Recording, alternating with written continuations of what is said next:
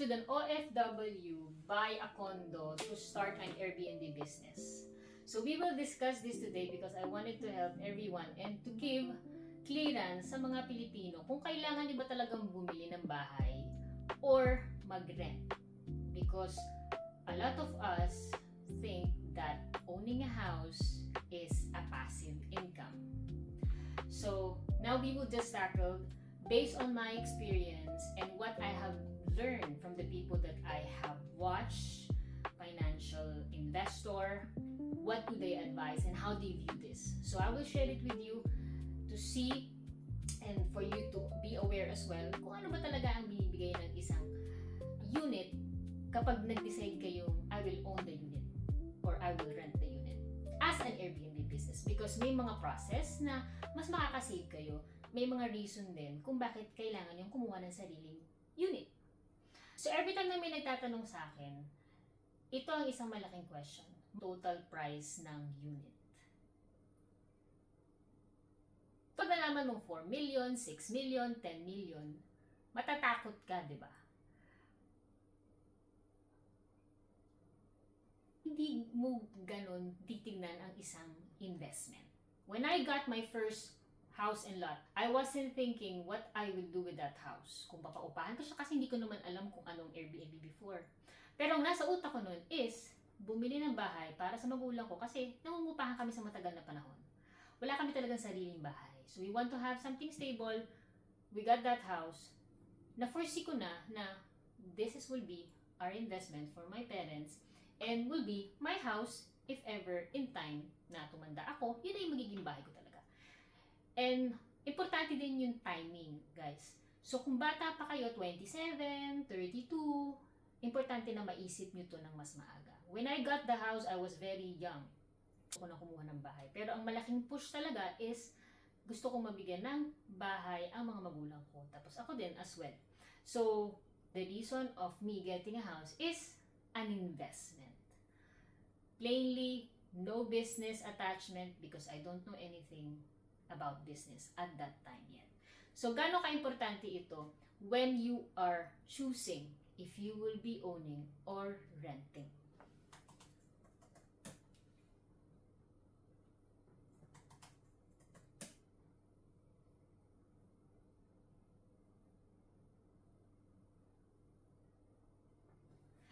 If you're doing it as an investment, what you will ask is how this property can pay for itself. Na kahit hindi na kayo nagbabayad, is may nagbabayad para sa kanya. Or kahit siguro magbayad kayo, pero hindi yung total amount. So let's say 27,000 pero ang binabayaran nyo lang is 10,000 pero mapapasa inyo yung bahay. So that's what we will discuss onto this video.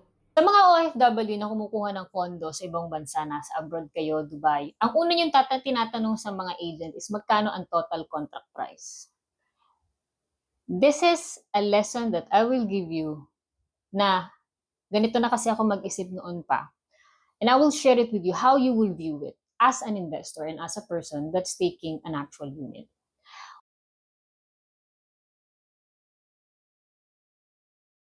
4 million.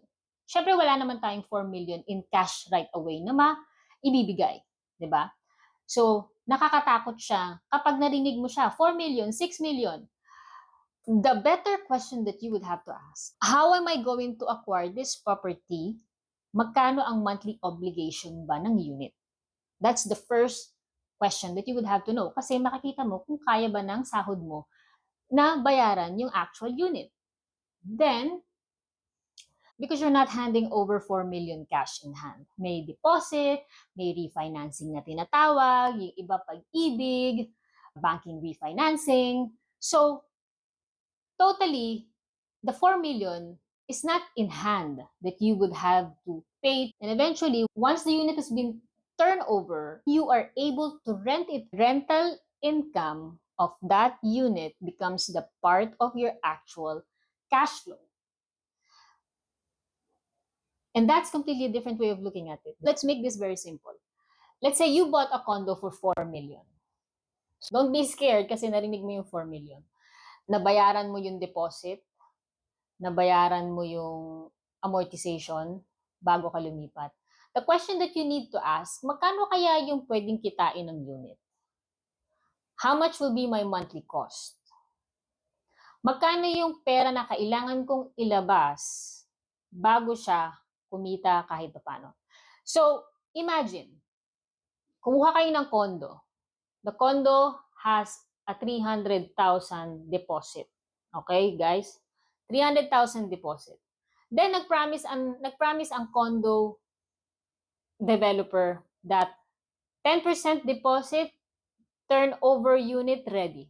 Pero mag-iingat kayo sa ganito because there's a lot of scams that's happening around now sa mga ganitong klaseng pakulo. But kapag nakuha nyo na yung unit, so naglagay kayo ng 300,000, so yun yung ngayon yung nilabas yung pera. After that, meron tinatawag na monthly amortization. It could be babayaran mo siya sa developer o babayaran mo siya sa bangko. So may mga offer ang mga developer that you will pay to them first for the, let's say, for the first 4 years. Zero interest. And then after nun, merong monthly fees or monthly dues na tinatawag. Okay? So ngayon, kakalculatin mo yun. So let's just say 30,000 per month. After the 300,000, there is 30,000 per month na babayaran mo monthly kapag nakuha mo na ang unit. Ang next mo itatanong, kung investment ito,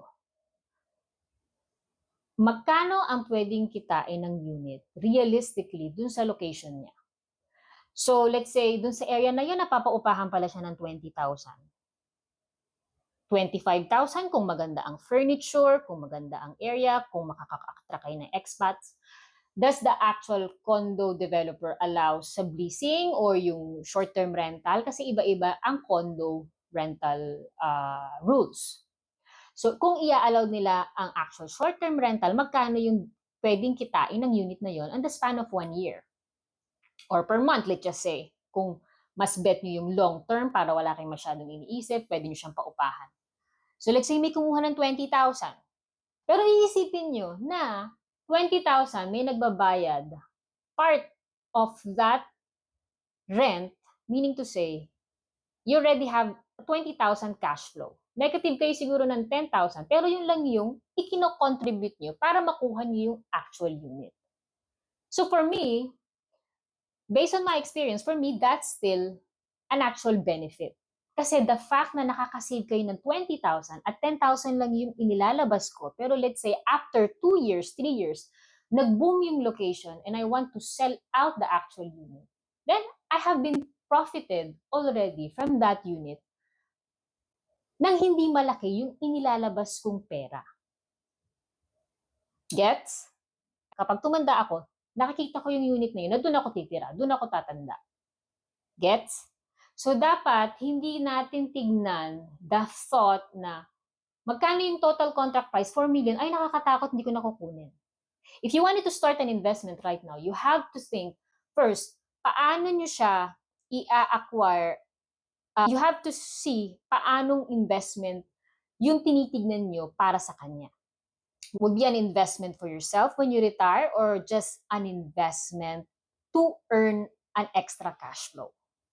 So you have to ask yourself, what is your motive on that investment? Kung kukuha kayo ng condo, you have to think, will this apartment will be my long-term housing when I get old? Kasi ako, nung pinuha ko yung bahay ko nun sa Carmona, naisip ko na hindi lang siya bahay ng magulang ko. At the end of the day, doon din ako titira. But syempre, things change. Ngayon, iba na yung plano. But we were able to rent that apartment. And ngayon, yung Carmona become a city. So now, the value of that actual house has already been increased. So you see guys, walang nakakaalam ng kahit na ano, kung ano yung pwedeng mangyari. But the fact that you want that investment to work it out for you, or that time I was just really focusing on to my parents. I want us to have a house that it feels home. That's the motive of my first decision kung bakit ako kumuha ng bahay. And I was like 20. So kapag inisip mo siya, hindi may imagine that unit before it was 900,000 when we got it, but now after 15 years, now it's almost 3 million to 4 million, the value of that actual house. So ganun lang siya. You have to think always the focus kasi the more you hear the word total contract price, 5 million, 6 million, nakakatakot siya. And then, hindi na kayo mag-i-invest. Kaya ko bang bayaran yun? Baka hindi ako makabayad, baka mawalan ako ng trabaho. So you have to think the present moment, what are you doing right now? Some people already been working for almost 10 years and they didn't know, they didn't invest kasi andun yung thought na, kaya ko bang bayaran, pero nakasampung taon ka na, diba? Siguro kung ginawa mo yun noon pa, meron na siguro ngayon na nagbabayad para sa'yo. But rent doesn't mean free property. Now, important disclaimer, okay? Hindi ibig sabihin na, ay, may renter naman ako eh. Sila na yung magbabayad. Guys, sa mga bagong nag-i-invest, you have to know, pag kumuha kayo ng condo po, meron tinatawag na monthly dues, may tinatawag na vacancy, may tinatawag na repairs, may tinatawag na maintenance, taxes. So all of these things, insurance, depending on your actual situation. So if you're doing a short-term rental, meron kayong cleaning, meron kayong toiletries, mga utilities, meron kayong internet. May tinatawag na expenses at net cash flow. So you have to calculate the actual net cash flow. So let's say 25,000 ang monthly rent, 22,000 expenses, you have 3,000 left in your pocket. That's your actual cash flow na tinatawag. Meaning to say, pera nyo na yun. May mga reason din naman. Halimbawa, ang isang investor ay pinipili lang na, okay, kahit walang cash flow, basta may magbayad ng unit. Ano naman ang explanation doon? Dahilan sa, yun naman yung magiging apartment ko in 5 years time pag natapos na ako magtrabaho sa abroad, yan yung magiging bahay ko. So kung binabayaran niya lang at wala akong kinikita, basta may nagbabayad sa bangko at nagbabayad lang ako siguro ng maliit, ako yung nagbabayad ng tax, okay lang sa akin. At least nasa-save ko yung buong 25,000 na monthly rent. As long na wala kayong binabayaran or kung may bayaran man kayo, kalahati na lang or 1/4 na lang ng monthly amortization, then it's still a benefit, especially if this is your first time investing. Then, next, we have to discuss 2 different reasons to buy. Ano ba yung reason?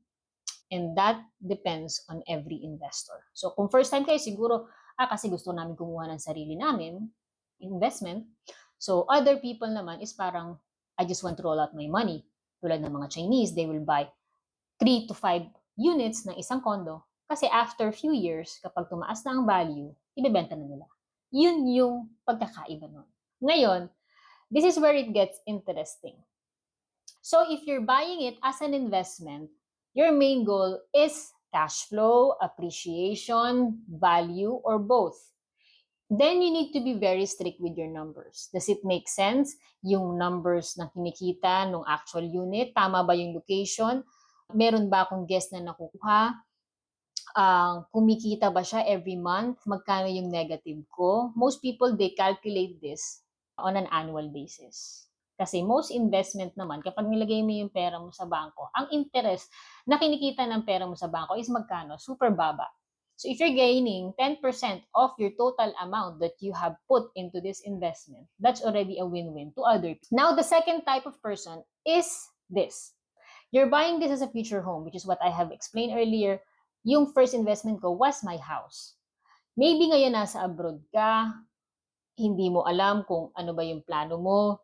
You're working in Dubai, Saudi, Qatar, Kuwait, Hong Kong, Japan, wherever you are. Pero one day, gusto mo nang umuwi ng Pinas. And you want to have your own place. And you want to have your own place, siyempre, hindi doon sa dati mong bahay. Kasi nagbabago tayo ng desire, nagbabago tayo ng wants.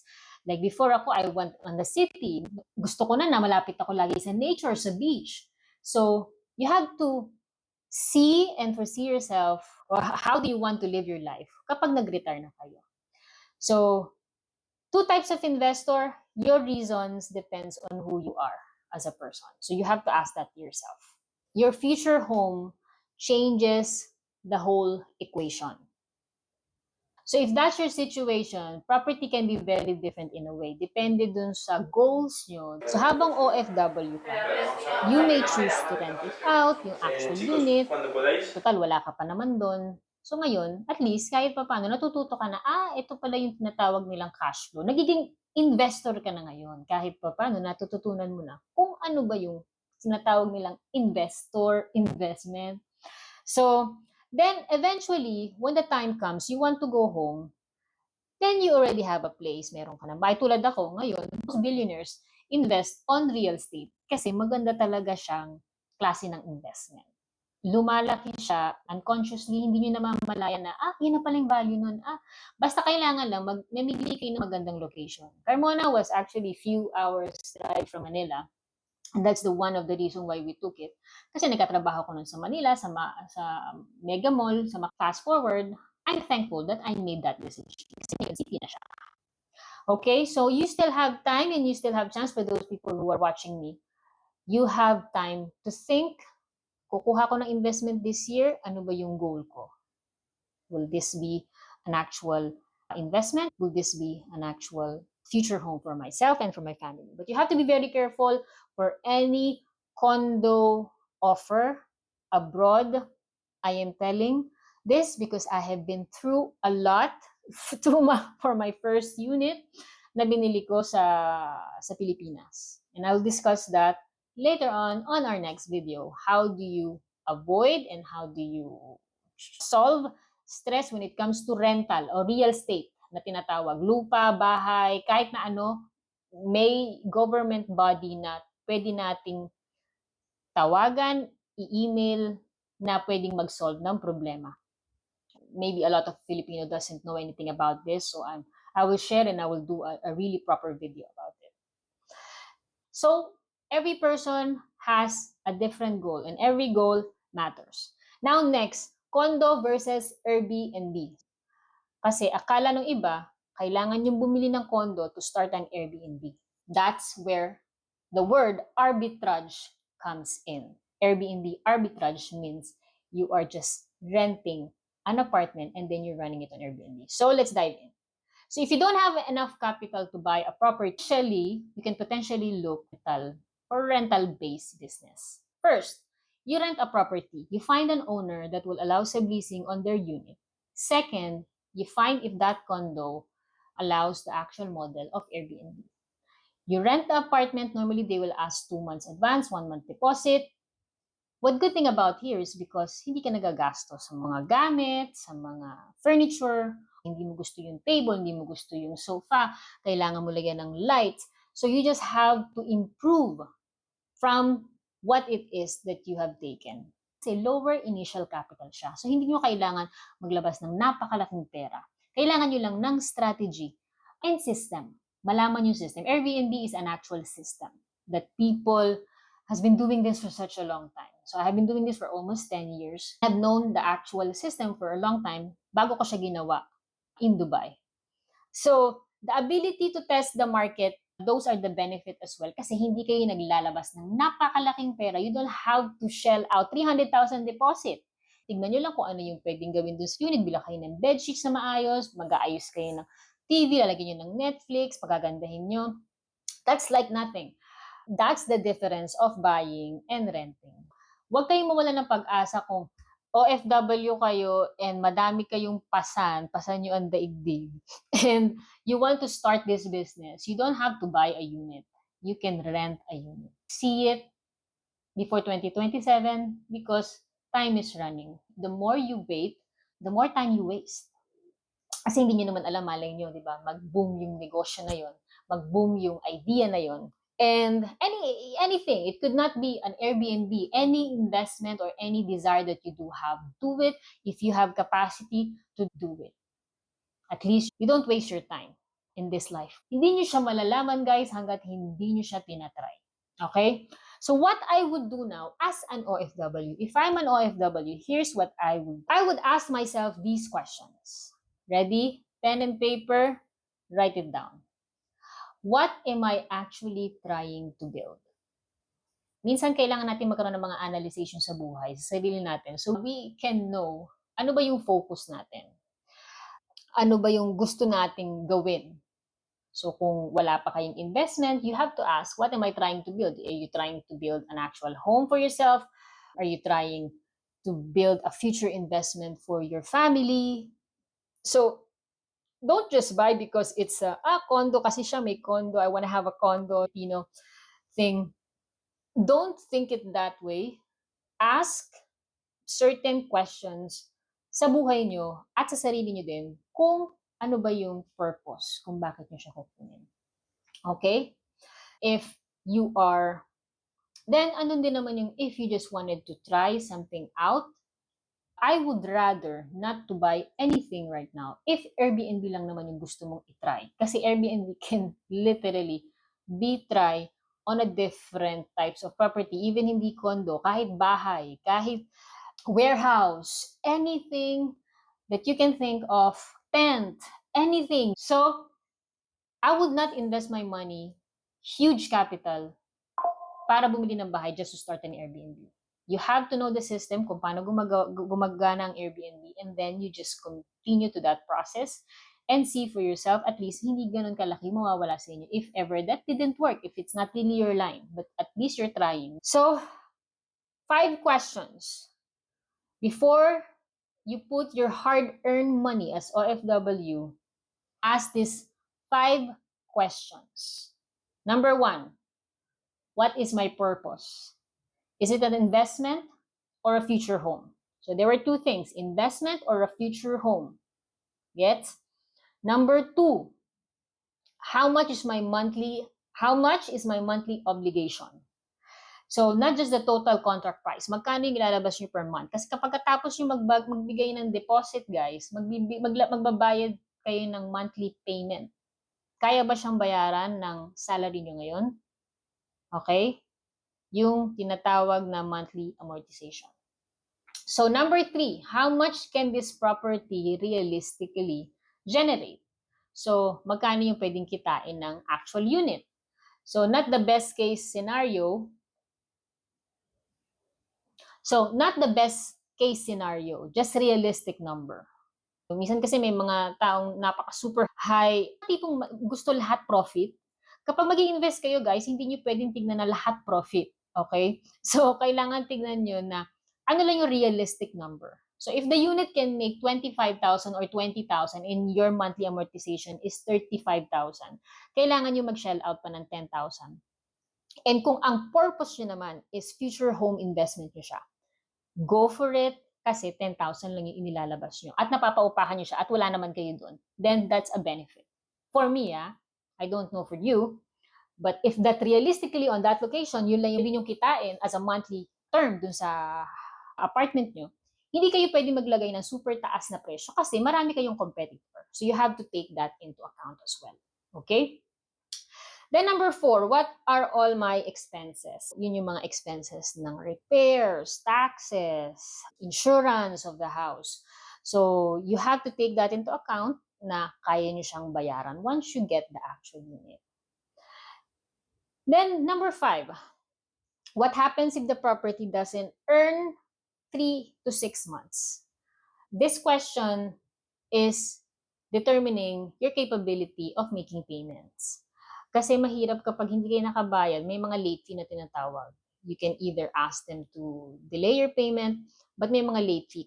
Karamihan sa mga condo, nag-charge sila ng late charges. Kung hindi siya kikita ng, let's say, kayo ang kumuha dahil gusto niyo siya maging investment, kung hindi siya kikita ng 3 to 6 months, dahil let's say, low season, you can shell out that money to pay for your monthly rent.